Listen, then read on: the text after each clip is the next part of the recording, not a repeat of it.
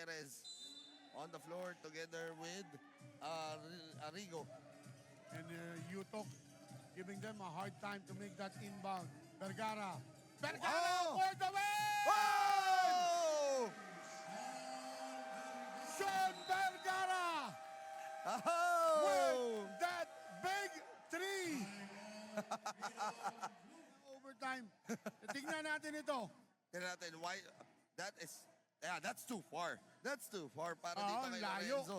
Kaya talagang, kanina pa maganda yung shooting nito ni Sean Vergara. Oo. Sabi siguro ni Sean Vergara, wala nang injury yan. And again, kanina, he's playing not 100% pero kakalimutan mo talaga ang injury when you are when the game is on the line. Yutok and Lorenzo. Let's see. Is the box play. I think they'll go to Kiefer. Keeper with the ball. Keeper by Perez. One. Keeper Shot. for the win. Ah! Keeper! Ah! Alas! Keeper! Keeper Alas! Wow! What a great comeback! And for the win for Perez. Night! Keeper Alas! Wow! Wow! Keeper! Alas! A magnificent shot. Keeper. Let's take a look.